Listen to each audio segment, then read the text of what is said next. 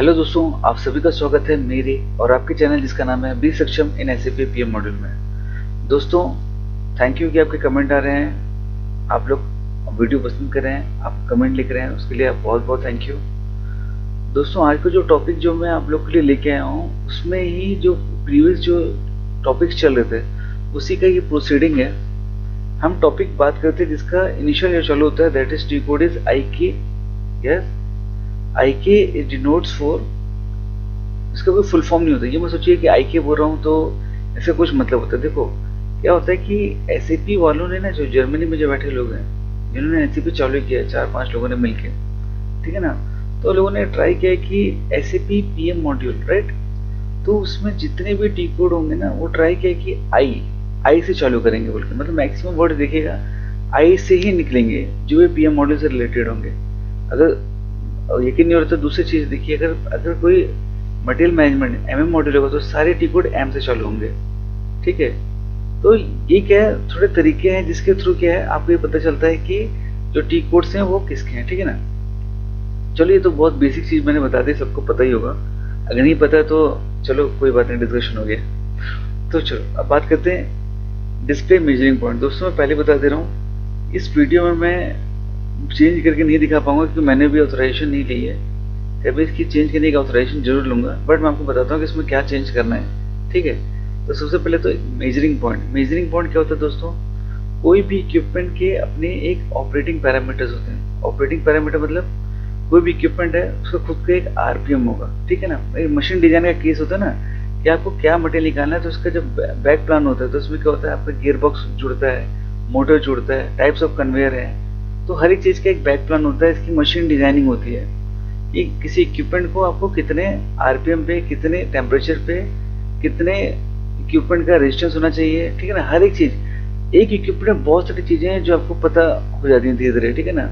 कि जो मटेरियल का जो टेम्परेचर वो कितना होना चाहिए, आपके इक्विपमेंट में जो भी आप बोलोगे कि ना एक्सटर्नल सप्लाईज हैं, जैसे आपका केमिकल इंडस्ट्री बोल दो, तो वहाँ पर आप क्या ले सकते हो, एयर ले सकते हो, नाइट्रोजन ले सकते हो, वाटर ले सकते हो, डीएम वाटर हो गया और आरओ वाटर हो गया, ठीक है ना। उसके अलावा स्टीम ले सकते हो, ठीक है ना। उसके अलावा कुछ क्या होते हैं, कुछ अदर गैसेस ले सकते हो जो यूज होती है, ठीक है।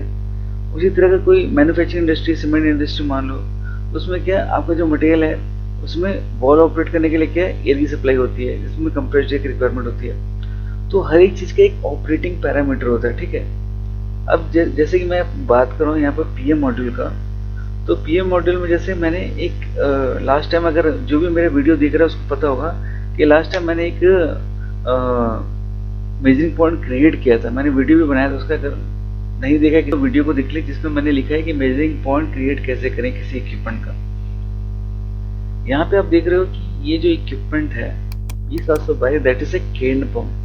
अब लोगों को कैन पंप का आपको पता ही होगा कि कैन पंप का यूज कहाँ होता है। कैन पंप का यूज वहां होता है कि जहाँ पर लीक प्रूफ, मतलब लीक नहीं होना है उस केमिकल का, या जो भी फ्लूइड है, या तो वो बहुत ही ज्यादा क्या होता है, हाईली फ्लेमेबल हो सकता है, ठीक है ना, या हाईली टॉक्सिक हो सकता है।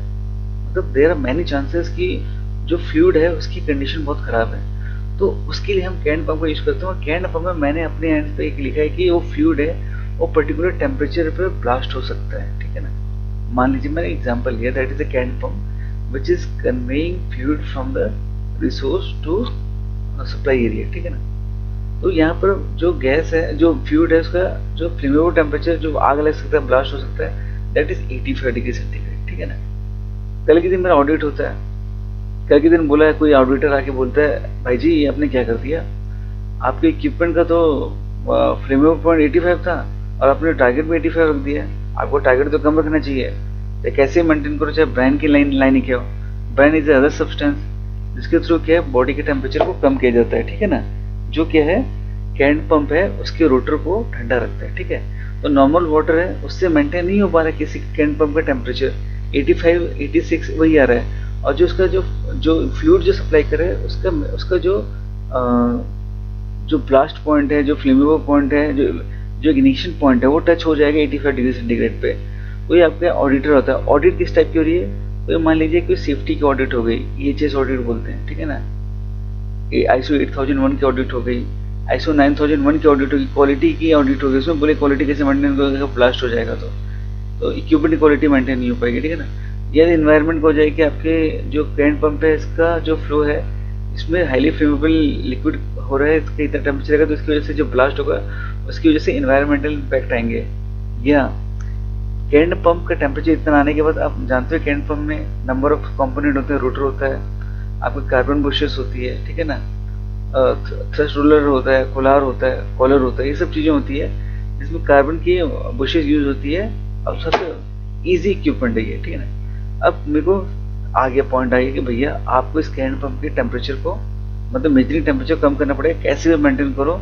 तो आप क्या करोगे, 85 रखोगे, 85 तो उसका इग्निशन पॉइंट मान लीजिए जस्ट अज्यूम, तो आपको क्या करना पड़ेगा, उसकी पॉइंट को चेंज करना पड़ेगा। जैसे मैं आपको बता रहा हूँ यहाँ पर मैं, क्योंकि मेरा यहाँ पर क्या IK02 नहीं है, ऑपरेटेबल है, जैसे मैं यहाँ पर जाता हूँ ना चेंज, तो यहाँ पर नहीं होता। जैसे मैं फिर टी कोड बताता हूँ IK02 सिंपली, मेरे को ऑथराइजेशन नहीं है but I know how to change, ठीक है, क्योंकि मैंने लिया नहीं ऑथराइजेशन, कभी समझ में नहीं आया। लेकिन बट क्या मैं वीडियो चालू कर रहा हूँ तो कल के समय केस आ सकता है कि जो आपने जो टेम्परेचर बनाया है क्या कल के दिन वेरी हो जाए। जो मैंने जो टेम्परेचर चीज में आपको शो कर रहा हूँ this is as per the जो हमारा जो SOP स्टैंडर्ड ऑपरेटिंग प्रोसीजर उसके हिसाब से, दैट ऑलरेडी मतलब आपका जो क्वालिटी नॉर्म्स है, सेफ्टी नॉर्म्स है, एनवायरमेंटल हेल्थ सेफ्टी है, वो सबको ये क्वालिफाई करता है, इसलिए मैंने यहाँ डाला है। मतलब मान लीजिए कि कोई ऐसा चीज आ गया कि आपको किसी ऑडिटर ने बोला कि आपके पॉइंट गलत है, तो उसको मॉडिफाई कैसे करना है। तो देखो सिंपली यहाँ पर जाके आपको चेंज करना है, IK02 आपका टी कोड है, ठीक है ना, उसके थ्रू चेंज में जाना है। अगर आपको ऑथराइजेशन नहीं है अपने IT या ADP डिपार्टमेंट से बोलिए कि मुझे उसकी ऑथराइजेशन चाहिए, ठीक है ना। अब मैंने इसलिए ऑथराइजेशन नहीं लिया क्योंकि जो भी काम हो रहा है SOP के थ्रू हो रहा है, कुछ भी गड़बड़ होगी तो ये कर लेंगे, ठीक है। बट कल के दिन मुझे भी चाहिए तो मुझे भी ऑथराइजेशन चाहिए, बट उसमें अब मुझे काम क्या करना है ये मुझे इंपॉर्टेंट चीज़ है। जैसे ये बॉडी टेम्परेचर है, मुझे क्या लिखा टारगेट वैल्यू 85, मुझे इसको क्या करना पड़ेगा, 85 पे इग्निशन पॉइंट है, मुझे इसको लेकर आना पड़ेगा 65, मेरी टारगेट वैल्यू इतनी है। और मैक्सिमम लिमिट कितनी रखूंगा मैं, 80। ये देखो मैं मैक्सिमम लिमिट बता देता हूँ, सॉरी एडिशनल डेटा, ये एडिशनल डेटा में आप जाओगे तो आपका जो अपर रेंज लिमिट है 110 है ना, उसको आपको क्या करना पड़ेगा, क्योंकि लिक्विड का फ्लेमेबल पॉइंट 85 है तो आपको 75 तक रखना पड़ेगा ताकि 10 डिग्री का मार्जिन हो। और लोअर लिमिट की तो कोई गारंटी नहीं, 0 तक ले जाओ कोई पंगा नहीं है। ब्रांड आप 0 डिग्री -15 डिग्री का डिला दो, अगर वो लिक्विड अगर सस्टेन कर लेता है और उसका डेंसिटी या कोई भी चेंज नहीं होता तो आपका इक्विपमेंट बिंदा चलेगा, ठीक है ना। तो इसमें आपको क्या लेना है, आपको अपर रेंज लिमिट को आपको सेट करना है दोस्तों, कि वो सबसे इंपॉर्टेंट है कि कोई भी मैं सबसे इंपॉर्टेंट चीज है मेजरिंग पॉइंट चेंज करना आपको सिखा रहा हूँ, बट मेजरिंग पॉइंट चेंज करने का रीजन है ना वो भी बहुत इंपॉर्टेंट है। तो होप सो आपको मेरा ये इंटरेक्शन आपको पसंद आया होगा कि हमको कैसे इसको चेंज करना है बोल के, ठीक है ना। That T code is IK02। अगर कोई भी डाउट होता है प्लीज कमेंट करना, अगर वीडियो पसंद नहीं आती तो भी कमेंट करना, अगर वीडियो अच्छी लगी तो भी कमेंट करना, अपने दोस्तों से शेयर करना जो भी SAP PM मॉड्यूल या प्लान के किसी कोर फंक्शन से जुड़े हुए हैं, बिकॉज सारे जितने भी फंक्शन है ना वो सारे SAP से गुजरते हैं, ठीक है ना। तो आप सभी को, आप अपने जितने भी दोस्त बंधु हैं सबसे आप उनको रिक्वेस्ट कीजिए कि वो इस चैनल को जुड़ें, ठीक है। और मेरे चैनल को लाइक करो, शेयर करो, सब्सक्राइब करो, और जैसे मैं एट द एंड कहता हूँ 20 सक्षम इन SAP PM module. Thank you.